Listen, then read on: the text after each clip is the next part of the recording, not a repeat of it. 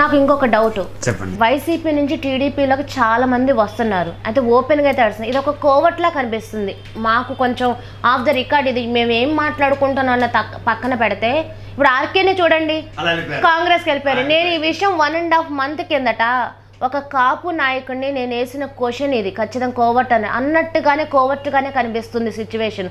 మేము జర్నలిస్టులు వేసిన అనాలిసిస్ అయితే కరెక్ట్గానే ఉంది. మరి టీడీపీకి మీకు అధిష్టానానికి అర్థం కావట్లేదా? మా అధిష్టానికి అర్థం అవుతుంది, ఎందుకు అర్థం కాదు? వాళ్ళు కోవిడ్లు అని మీ జర్నలిస్ట్ చెప్తున్నారు. ఇంకా వైసీపీ నుంచి చాలామంది ఇంకా రావడానికి సిద్ధంగా ఉన్నారు. ఎందుకున్నారంటే అక్కడ కోవిడ్లకి రారమ్మా, అక్కడ పరిస్థితి బాగలేక వచ్చేస్తున్నారు. ఉండవల్లి శ్రీదేవి వచ్చేసింది, ఇవాళ కంప్లీట్గా టీడీపీ ఉంటే కోవిడ్ కాదుగా. మరి రేపు అమ్మాయికి ఎక్కడొక ఎమ్మెల్యే అనిపిస్తారు.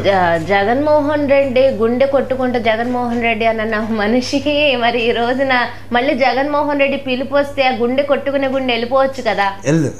ఆ గుండె ఇక్కడ బాధపడి వచ్చేసింది, గాయం అయిపోయి వచ్చింది. ఆ గాయం అయిపోయింది మళ్ళీ ఎప్పటికీ వెళ్ళదు.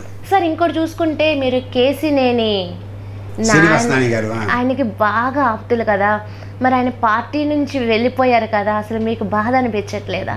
అసలు ఆయన వెళ్తే మాకు బాధేసిందమ్మా. బాధేసింది. ఆయన ఇంత మంచి పార్టీ వదిలేసి ఎందుకు వెళ్తున్నారు?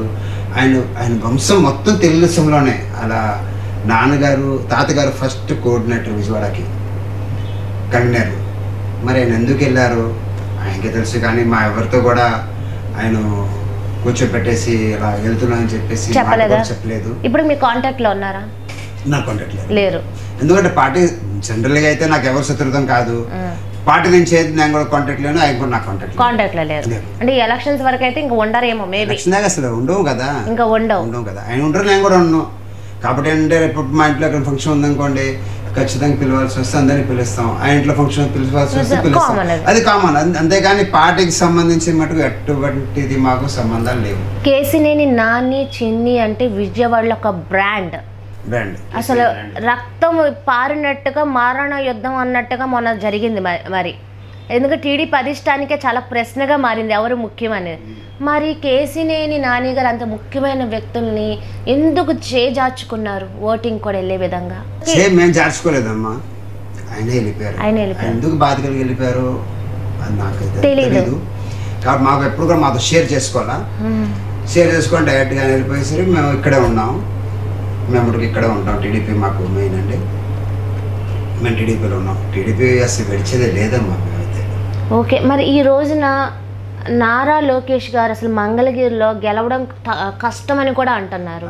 1,00,000 ఓట్లతో గెలుస్తాడమ్మా ఖచ్చితంగా. ఎందుకంటే నారా లోకేష్ బాబు మంగళగిరిలో 1,00,000 ఓట్లతో గెలుస్తున్నారు. మంగళగిరిని ఎక్కడ పట్టించుకుంటున్నారు? ఆయన రాష్ట్రం అంతా తిరగడమే సరిపోయింది. మొన్న లాస్ట్ ఎలక్షన్ లాగా మిస్టేక్ చేస్తారు మంగళగిరి ఓటు. ఎందుకంటే ఆర్కే గారు ఒక మాట అన్నారు, ఖచ్చితంగా ఇక్కడ బీసీని గెలిపించుకొని, మొన్న నేను 2 సార్లు ఓసీని గెలిచాను, బీసీని గెలిచేది లోకేష్ కి అపజయం ఖాయమని ఛాలెంజ్ చేశారు ఆర్కే. అసలు ఇంపాసిబుల్, ఎందుకంటే ఆయన సంకారం ఆయన ఆంధ్రప్రదేశ్ మొత్తాన్ని చుట్టుకుంటున్నారు.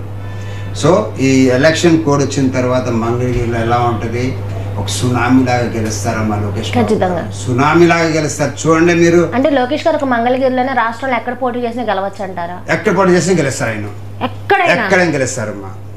ఆంధ్రప్రదేశ్ లో 175 నియోజకవర్గాలు లోకేష్ బాబు గారికి ఎక్కడిచ్చినా గెలుస్తారు. అంటే జగన్మోహన్ రెడ్డి పులివెందులు పెట్టినా గెలుస్తారా? పులివెందులు ఖచ్చితంగా గెలుస్తారు. పులివెందు ఆయన గెలుస్తానే డౌట్ గా ఉంది మాకు. ఇప్పుడు జగన్మోహన్ రెడ్డి గెలుస్తానే డౌట్ గా ఉంది. అక్కడే కొంచెం విరక్తి వచ్చినాయి మీద. పులివెందుల్లో జగన్మోహన్ రెడ్డి గారు గెలుస్తానే డౌట్ గా ఉంది. అసలు కుప్పంలో చంద్రబాబు నాయుడు గెలవడని వాళ్ళు చెప్పేస్తున్నారు. కుప్పంలో చంద్రబాబు నాయుడు గెలవరు అనేసి మర్చిపోండి అమ్మా. ఖచ్చితంగా ఆయన బతికినంతకాల ఆయనే అక్కడ ఎమ్మెల్యే.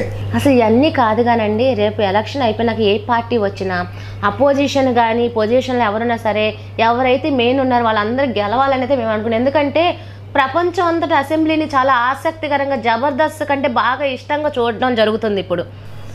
వీళ్ళందరూ గెలవాలనేది మాత్రం అందరూ 350 మంది ఎలా గెలుస్తారు? 350 మంది కాదు, నారా లోకేష్ గారు, షర్మిల గారు, పవన్ కళ్యాణ్ గారు, చంద్రబాబు నాయుడు గారు, జగన్మోహన్ రెడ్డి గారు, వీళ్ళందరూ రఘురామకృష్ణరాజు గారు, అందరూ మెయిన్ ఎవరైతే కాంట్రవర్సీ అనిల్ కుమార్ యాదవ్ గారు, ఎవరైతే మెయిన్ వాళ్ళు ఉన్నారో వీళ్ళందరూ కూడా కొడాలి నాని గారు, వీళ్ళందరూ గెలిస్తే కొంచెం ప్రజల మీద. నాన్నగారు మర్చిపోయాను, ఆయన అబ్బాయి వచ్చారు కాబట్టి. ఇప్పుడు వీళ్ళందరూ గెలిస్తే ఏంటంటే ప్రజల మీద సమస్యల మీద దృష్టి కంటే వీళ్ళందరూ పర్సనల్గా అసోసియేషన్ అంటే మాట్లాడుకునేది ఎక్కువగా ఉండి ప్రపంచంలో ఒక జబర్దస్త్ కంటే ఘోరంగా వింతగా చూస్తున్నారు. ఇప్పుడు కూడా అందరూ కూడా ఇదే కోరుకుంటున్నారు. అసలు ఎందుకు గెలిచినా కూడా మెజారిటీ మాకే ఉంటుందమ్మా. మెజారిటీ మీకే. 150 25-50 అంటే వాళ్ళు ఏం మాట్లాడడం కుదరదు.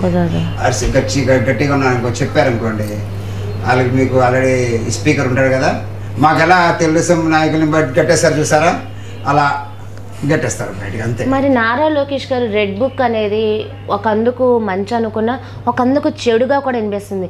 బెదిరింపు చర్యగా కనిపించట్లేదు. దాన్ని బెదిరింపు ఎందుకు ఉంటుందా? ఏముండదా? ఏముండదు. వాళ్ళంతా మనసున్న నాయకులు. ఓకే, చంద్రబాబు నాయుడు చూసుకోండి, వాళ్ళ దగ్గర ఒక గొప్ప గుణం ఒకటి ఏంటి తెలుసా? శ్రమించే గొప్ప గుణం ఉందమ్మా వాళ్ళ దగ్గర. చంద్రబాబు నాయుడు గారి దగ్గర అంతసేపు కక్ష సాధింపు లేదు. మరి ఎందుకు కమ్మ వాళ్ళకి కక్ష పెట్టుకుంటే కాటికి పోయేదాకా పోదని అంటారు? మరి క్షమించే గుణం ఎక్కడి నుంచి వచ్చింది? అంటే చంద్రబాబు నాయుడుకి అయితే లేదు. అది కమ్మ కాపు అయితే ఉండవచ్చు, కానీ కమ్మ వాళ్ళకి ఉండవచ్చు, కానీ చంద్రబాబు నాయుడు గారు అయితే లేదు. నాకు ఎక్కడో కనిపించింది ఆయన కక్ష సాధించి చూపించండి, ఒక్కటని చూపించండి. ఎక్కడ కక్ష సాధించారు చూపించండి నాకు. ఎక్కడ లేదు, చూపించండి. మీరు ఆల్రెడీ జర్నలిస్టు. జగన్మోహన్ రెడ్డిని 16 నెలల్లో జైల్లో పెట్టిన కక్ష సాధింపు చర్య కాదైతే?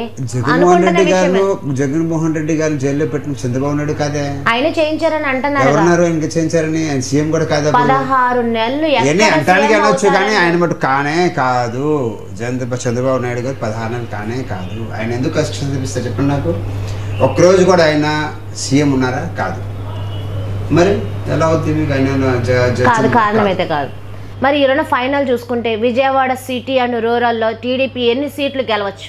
ఓపెన్ మీరు విజయవాడలో కృష్ణా జిల్లా రూరల్ సిటీ 2 7 విజయవాడలో కృష్ణా జిల్లా ఎన్టీఆర్ జిల్లా మేము రావాలనుకుంటున్నాం.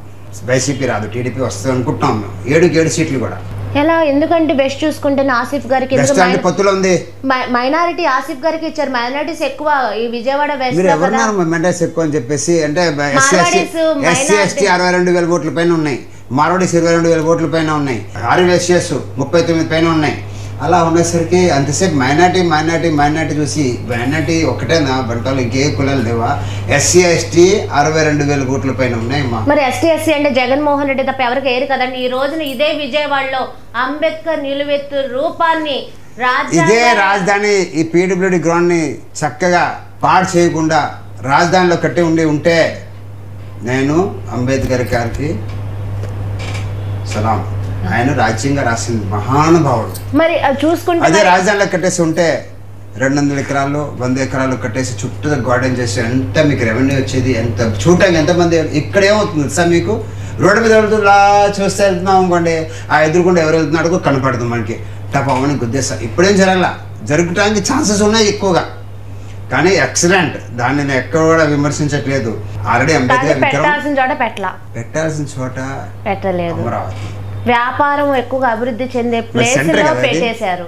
ఇవాళ అక్కడ ప్రతి సంవత్సరం ఎగ్జిబిషన్ వచ్చేది. ఎంతో మంది వ్యాపారస్తులు దేశంగా అక్కడే వచ్చి ఎంత రెవెన్యూ వచ్చేది మీకు?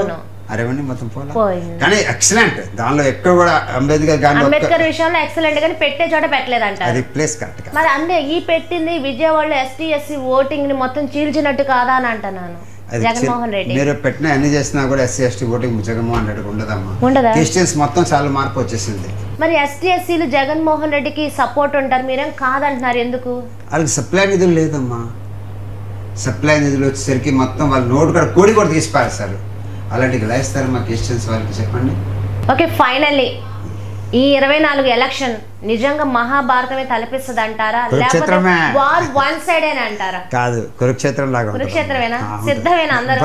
వన్ సైడ్ మటుకు కానే కాదు, ఖచ్చితంగా కురుక్షేత్రమేనమ్మా. ఎందుకంటే నిజం చెప్పాలి, నిజం ఒప్పుకోవాలి. వన్ సైడ్ మటుకు కానే కాదు. తెలుగుదేశం కార్యకర్తలు నాయకులు కూడా చాలా కష్టపడాలి, చాలా జాగ్రత్తగా ఉండాలి. అప్పుడే కానీ మన 125 నుంచి 150 100% డ్యామ్ షూర్గా కొడతాము. చంద్రబాబు నాయుడు గారిని సీఎం చేసి తీరుతాం, ఖచ్చితంగా చేసి తీరుతామమ్మా మేము. దానిలో డౌటే లేదు.